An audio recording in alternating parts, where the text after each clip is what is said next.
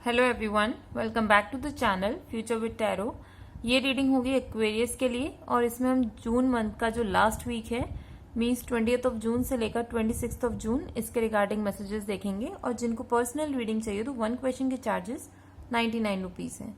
तो पहले ही 2 कार्ड हैं आपके, वो हैं सडन वेल्थ और टेम्परेंस का कार्ड। तो ये दोनों ही कार्ड बहुत ज़्यादा पॉजिटिव कार्ड आए हैं और पॉजिटिव सिचुएशन में आए हैं।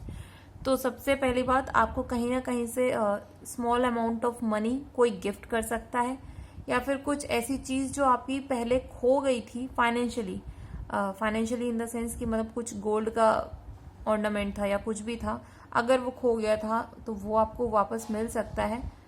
और आपको कहीं ना कहीं से ऐसा कुछ हो सकता है कि जो लोग क्रिप्टो में अपने पैसे इन्वेस्ट किए थे और उनका जो है पैसे का आउटकम जो था वो पॉजिटिव नहीं मिल रहा था, तो वो इस वीक में आपका जो है वो फेवर में होना शुरू हो जाएगा। बिकॉज सडन वेल्थ में 11 नंबर भी है। तो 11 नंबर जो है यूनिवर्सल नंबर होता है जो कि एक सपोर्ट सिस्टम की तरह काम करता है। When you are in need, हद से ज्यादा आपको जब जरूरत होती है ना, तो रेंडमली भगवान आपको वो सारी चीजें प्रोवाइड कर देते हैं। और एक चीज गौर से और देखना, सडन वेल्थ वाले ही कार्ड के अंदर 777 है। तो 777 ऑलरेडी 3 बार आ चुका है। तो ये शो कर रहा है कि मिस्टीरियस तरीके से चीजें होंगी इस वीक में फाइनेंशियली, और सारी चीजें अच्छी होंगी। ऐसा कुछ नहीं है कि कुछ खराब होने वाला है फाइनेंशियली, तो वो सारी चीजें आपके फेवर में ही होंगी।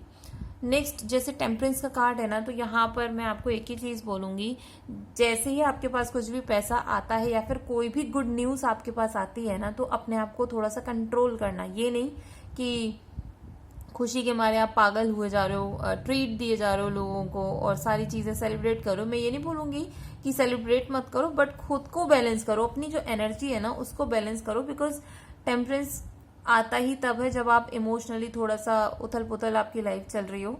तो यहाँ पर यही सेम मैसेज मैं आपको बोलूंगी कि कंट्रोल करो अपने इमोशंस को। और अगर आप 2 लोगों के बीच में जगल कर रहे हो, 2 चीजों के बीच में जगल कर रहे हो, तो ये अभी फिलहाल आप उसका फाइनल डिसीजन लेने के लिए तो नहीं बोलूंगी। आप कोशिश करो कि अभी शांत बैठे रहो और दोनों जो सिचुएशन है उनके ऊपर अपना जो निगाह है, आपका जो फोकस है, आप उसके ऊपर रखो। मीन्स किसी चीज को नेग्लेक्ट मत करो, दोनों चीजों को इंपॉर्टेंस दो, बट ये भी नहीं कि पागल हो जाओ, वो वाली एनर्जी में नहीं रहना है। नेक्स्ट कार्ड है एक्सपेक्टेशन का और जस्टिस कार्ड। अब ये सबके लिए मैच नहीं करेगा, मैं पहले ही बोल रही हूँ। जो लोग किसी भी कोर्ट केस में अटके हुए हो और आपको ऐसा लगता है कि आपके फेवर में चीजें होनी चाहिए, बहुत टाइम से ये चीजें अगर डिले हो रही थी, तो फाइनली इस वीक में अब चीजें जो हैं रफ्तार पकड़नी शुरू करेंगी। मीन्स ऐसा नहीं है कि जैसे वो चीज अटक गई, आपने अपनी तरफ से जो भी काम करना था वो कर दिया, पेपर और प्रूफ वगैरह सबमिट कर दिए, बट स्टिल कुछ भी आगे नहीं बढ़ रहा था।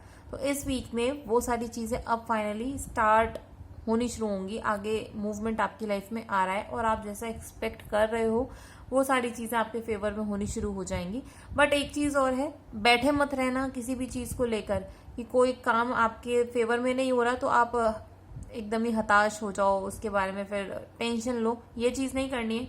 आप अपनी लाइफ को इस तरीके से लेके जाना, ठीक है ये चीज नहीं हुई, अब नेक्स्ट करना क्या है, नेक्स्ट स्टेप पर फोकस करना। उस नेगेटिव सिचुएशन पर या नेगेटिव आउटकम पर फोकस करने की जगह आपको नेक्स्ट एक्शन क्या लेने उसके ऊपर आपका ध्यान होना चाहिए, क्योंकि आपकी एक्सपेक्टेशंस यहाँ पर फुलफिल होंगी।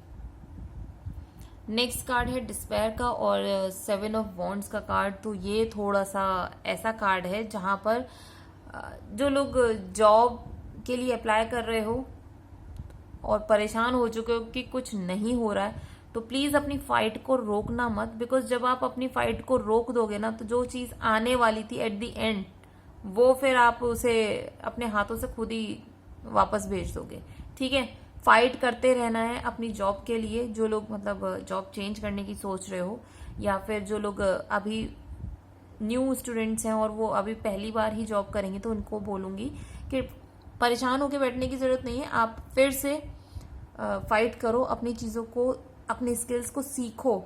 और अगर आपको ऐसा लगता है कि सामने वाला आपको कोई चीज बोल रहा है, उसकी बात का बुरा मत मानना। उसने आपको जो चीज बोली है, तो थोड़ा सा इस चीज पे ध्यान दो कि क्या वो चीज आपके अंदर है या नहीं है। जो चीज उन्होंने बोली है ना, उसके ऊपर भी काम करना शुरू करो, ठीक है। मतलब जो भी उन्होंने आपको एज अ सजेशन आपको बोला हो कि ये आप में कमी है इसलिए हम नहीं ले रहे, तो उस चीज पर काम करने की कोशिश करना, ठीक है। नेक्स्ट कार्ड है कोर्टशिप का और स्टार कार्ड। वाओ, ये भी अच्छा कार्ड है। चलो फाइनली, क्योंकि कोर्टशिप के कार्ड को हम पॉजिटिव तरीके से एज सच नहीं देखते हैं। यहाँ पर वो एनर्जी होती है कि जहां पर दो कपल मतलब दो लोग अगर रिलेशनशिप में हो, या फिर ऐसी सिचुएशन चल रही है कि आपकी बहुत ज्यादा लड़ाइयां हैं, आप एक दूसरे से अपनी चीजों को शेयर नहीं करते हो,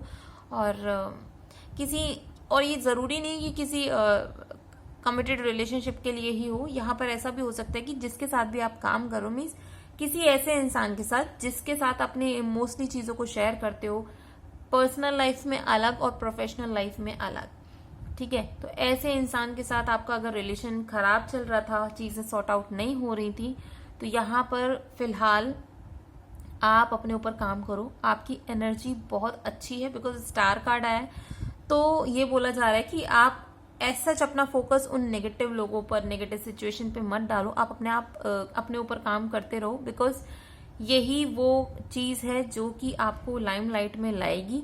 लोग भले ही आपसे कितना भी जलते हों, बट अपने आप को रोक नहीं पाएंगे आपको एक्नॉलेज करे बिना।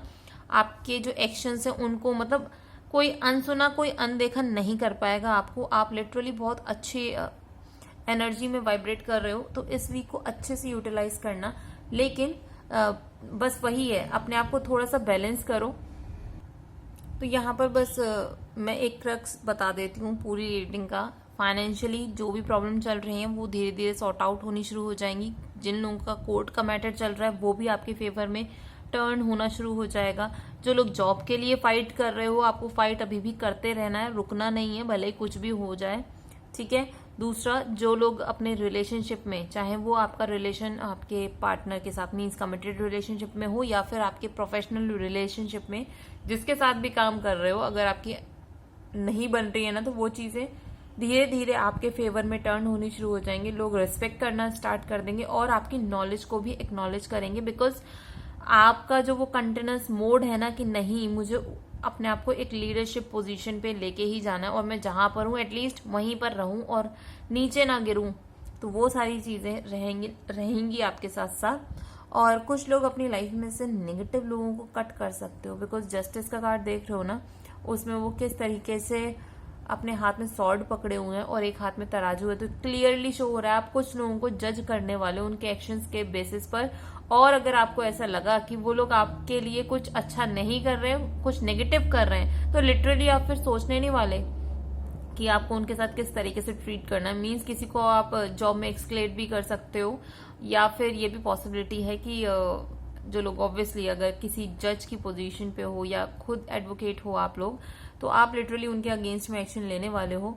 और ये सिनेरियो, ये भी पॉसिबिलिटी है कि आपके घर के आसपास कुछ ऐसे लोग हैं ना नेगेटिव, और आप बहुत टाइम से नेग्लेक्ट कर रहे थे, उनके ऊपर निगाह जरूर थी कि ये जो चीजें कर रहे हैं वो सही नहीं है, आप उनको टोकते भी होंगे, बट अगर नहीं चीजें आपके फेवर में टर्न हो रही, फाइनली अब आप स्टेप लेने वाले हो और उनको वहीं की वहीं रोकोगे।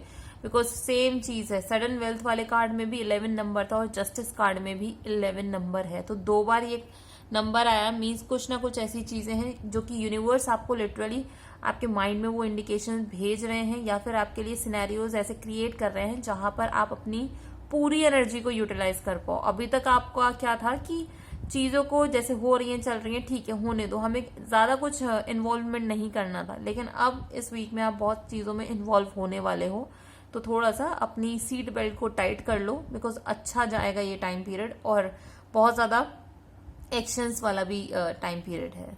तो ये रीडिंग अगर आपके साथ रेजोनेट की हो तो do like, share, comment and subscribe to my channel future with tarot.